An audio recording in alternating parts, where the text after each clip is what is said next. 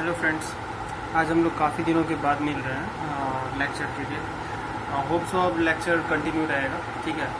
और इन दिनों जो आपकी एक तरीके से छुट्टी जैसा था, होप सो आप लोगों ने सारा कुछ रिवीजन किया होगा और पढ़ाई अपना कंटिन्यू रखा होगा। मैंने जो चैप्टर स्टार्ट किया था, एक सेकंड मे बी आपको शोर अब सही होगा, आई थिंक अब थोड़ा शोर कम होगा, ठीक है। चलो, मैंने इन्वर्टर स्टार्ट किया हुआ था। आप लोग को ये बता दिया था कि इन्वर्टर का प्रॉपर्टी क्या होता है और इन्वर्टर कितने टाइप का होता है और इसका एप्लीकेशन बता दिया था मैंने कि कहाँ कहाँ यूज होता है। अगर जिसने नहीं देखा है वो पीछे का पहले वीडियो देख लेना, उसके बाद ही इस वीडियो को देखना, क्योंकि this video will be a continuation of that one. Okay, चलो पहले देखते हैं। जो हम लोगों ने क्लासिफिकेशन देखा था उसमें जो डिफरेंट टाइप्स थे उसके बारे में थोड़ा सा जस्ट एक ओवरव्यू देख लेते हैं कि होता क्या है, मतलब क्यों इसको हम लोग ये कहते हैं। मतलब जैसे हमने जो टाइप्स ऑफ क्लासिफिकेशन, मतलब क्लासिफिकेशन ऑफ इन्वर्टर पढ़ा था, उसमें जो पढ़ा था हमने वो लाइन कम्यूटेटेड इन्वर्टर था, फोर्स्ड कम्यूटेटेड इन्वर्टर था, फिर लोड कम्यूटेटेड इन्वर्टर था, फिर voltage source and current source. ये मतलब 5 टाइप का मैंने आप लोगों को बताया हुआ था इन्वर्टर। और इन्वर्टर के बारे में बताया था कि ये इन्वर्टर होता क्या है, ये करता क्या है, आपका डीसी सिग्नल को एसी सिग्नल में, मतलब डीसी पावर को एसी पावर में कन्वर्ट करता है, ठीक है।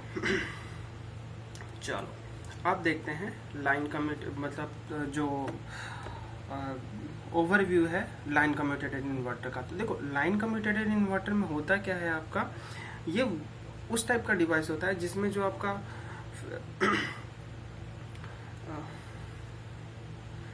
एक सेकेंड मैं लिखता हूँ, ठीक है। लाइन कम्यूटेटेड इन्वर्टर,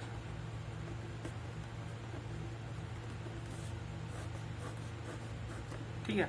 तो देखो, कम्यूटेशन का मैंने मतलब आप लोग को बता रखा है। कम्यूटेशन का मतलब क्या होता है, मतलब ये एक प्रोसेस है जिससे हम लोग क्या करते हैं, एससीआर को टर्न ऑफ करते हैं, ठीक है।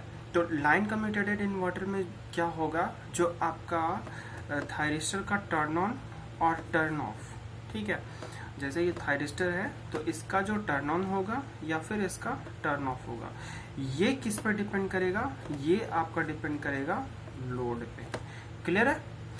मतलब अगर जो आपका लोड के नेचर पे डिपेंड करेगा, क्योंकि अब देखो इन्वर्टर आपका क्या करता है, इन्वर्टर जो आपका करता है वो क्या करता है, डीसी पावर को किस में कन्वर्ट करता है, वो एसी पावर में। क्लियर है। तो अब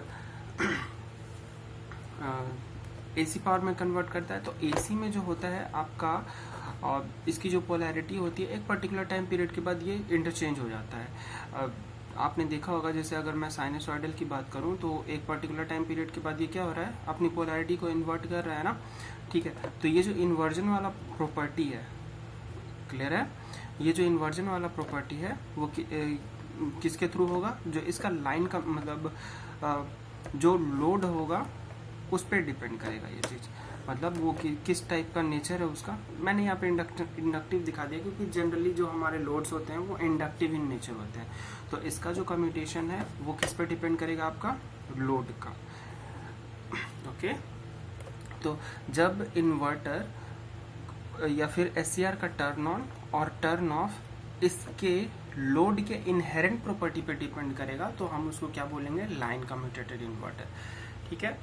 अब देखते हैं फोर्स्ड कम्यूटेटेड। ये जस्ट एक ओवरव्यू है, आपके सिलेबस में बहुत ज़्यादा डीप में नहीं पढ़ना है, इसको जस्ट एक ओवरव्यू के तरीके से लो आप लोग। अदरवाइज फिर अभी जो है voltage source inverter and current source inverter, ये सब हम लोग पढ़ेंगे तो उसमें देखेंगे। फोर्स्ड कम्यूटेटेड इन्वर्टर, जैसा कि आपको नाम से ही पता चल रहा होगा। पहले देखो, इन्वर्टर का क्या मतलब है, ये क्या करता है, डीसी को किस में कन्वर्ट करेगा, एसी में। कम्यूटेशन का मतलब एससीआर का जो ऑन और ऑफ वाला प्रोसेस, मतलब ऑन से ऑफ वाला जो प्रोसेस होता है उसको हम क्या बोलते हैं, कम्यूटेशन। ये मैंने आप लोगों को थायरिस्टर वाले चैप्टर में काफ़ी अच्छे से डिटेल में बता रखा है, तो मुझे दोबारा बताने का ज़रूरत नहीं समझ आ रहा है, ठीक है।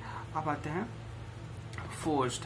फोर्स्ड का मतलब क्या हुआ, ये जो थायरिस्टर है इसका जो टर्न ऑफ प्रोसेस करोगे आप वो फोर्सफुली करोगे, विच मीन्स कि इसके टर्न ऑफ के लिए हम लोग क्या करेंगे, एक नया सा इसके टर्न ऑफ के लिए एक कम्यूटेशन सर्किट अलग से लगाएंगे, ठीक है।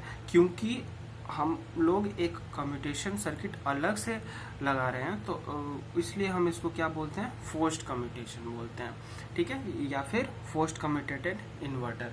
होप सो ये भी क्लियर हुआ होगा। अब आते हैं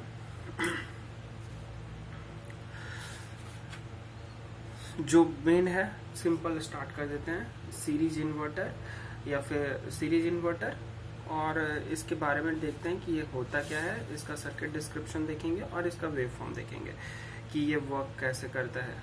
क्लियर है, चलो तो देखो आप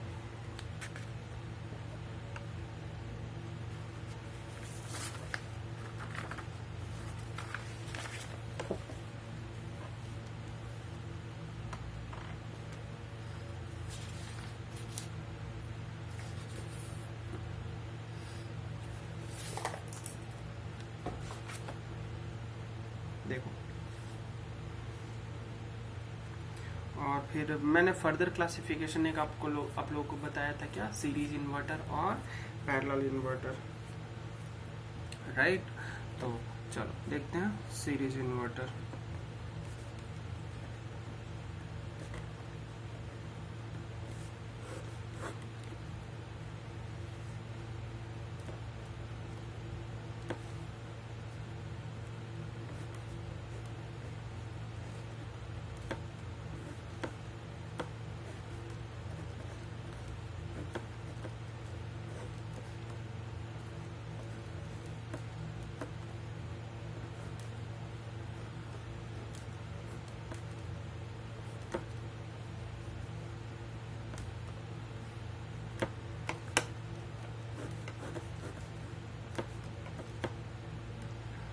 अब देखो, ये जस्ट एक सर्किट है। अब यहाँ से सबसे पहले हम लोग देखते हैं कि इसका वर्किंग क्या होता है। लेट्स अज्यूम ये जो आपका कैपेसिटर है, इसके अक्रॉस का वोल्टेज EC, इंडक्टर के अक्रॉस का वोल्टेज EL और रेसिस्टर के अक्रॉस का वोल्टेज E0। अब since we are studying inverter, तो इन्वर्टर का आपका काम क्या होता है, वो क्या करता है, डीसी सिग्नल, डीसी पावर को किस में कन्वर्ट करता है, एसी पावर में।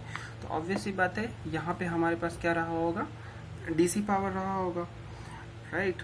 तो अगर डीसी पावर रहा होगा तो जस्ट पहले आप लोग मुझे ये बताओ, एकदम इनिशियल बेसिक से, मतलब सोचो, क्लास तो ऑफलाइन अभी हो नहीं रहा है, तो जस्ट आप सोचो, 1 मिनट के लिए आप पॉज करना वीडियो को, और उसके बाद सोचो आप कि जब डीसी रहेगा तो क्या क्या हो सकता है इसमें।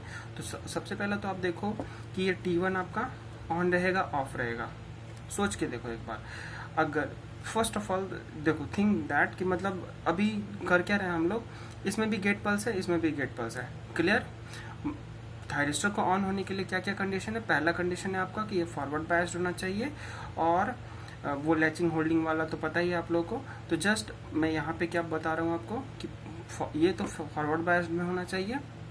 दूसरा कंडीशन क्या है, गेट पल्स इसमें होना चाहिए। तो अभी के लिए जस्ट ये समझो आप कि थायरिस्टर T1 में भी और T2 में भी गेट पल्स दिया हुआ है, जो मैं जस्ट बोल रहा हूँ वो समझो, ठीक है।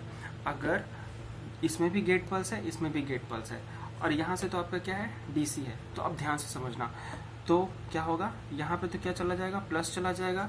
अब जैसे ही यहाँ पे प्लस गया, गेट पल्स था ही, तो ये वाला थायरिस्टर क्या हो जाएगा, आपका ऑन हो जाएगा। अब जैसे ही ये थायरिस्टर ऑन हुआ, और मैंने क्या बताया इनिशियली कि इस वाले सर्किट में भी आपका गेट पल्स है, क्लियर है। तो अगर इस वाले में भी गेट पल्स है, तो यहाँ पे तो चूंकि ये शॉर्ट सर्किट हो गया है, तो ये प्लस कहाँ पे चला जाएगा, इस पे भी चला जाएगा, तो विच मीन्स कि ये और ये दोनों ऑन हो जाएगा, क्लियर है। जस्ट अभी समझो, मैं ये नहीं समझा रहा कि ये वर्क कैसे कर रहा है। मैं बस ये समझा रहा हूँ कि सर्किट में क्या क्या पॉसिबिलिटीज हो सकता है। क्लियर है? तो देखो, जैसे ही अगर दोनों एक साथ ऑन हो जाएगा तो अब आपका होगा क्या कि ये डीसी सप्लाई शॉर्ट सर्किट हो जाएगा। क्यों? क्योंकि देखो आपने किया क्या, इसको तो ऑन कर दिया, इसको भी गेट पल्स दे दिया है, इसको भी गेट पल्स दे दिया है। अब दोनों को गेट पल्स दे रखा है आपने, तो ये थायरिस्टर तो ऑटोमेटिकली ऑन हो जाएगा क्योंकि यहाँ पे पॉजिटिव है, तो ये ऑन। अब ये ऑन तो विच मीन्स कि शॉर्ट सर्किट। अगर ये शॉर्ट सर्किट तो फिर ये प्लस कहाँ चला जाएगा, यहाँ। अब ये भी, इसको भी प्लस मिल गया, गेट पल्स मिल गया, ये भी शॉर्ट। तो कहने का मतलब ये एक शॉर्ट सर्किट बन जाएगा। तो यहाँ से आपका क्या पता चला कि T1 एंड T2 दोनों एक साथ कभी भी ऑन नहीं होगा, मतलब टुगेदर जो है इसका ये ऑन नहीं होगा। क्लियर है? अब एक साथ ऑन नहीं होगा तो ये ऑन कैसे होगा? तो अब ध्यान से समझो। आप तो बारी बारी से देखते हैं। तो हम लोग करते क्या हैं, सबसे पहला काम हम लोग करते क्या है, जस्ट अ सेकेंड,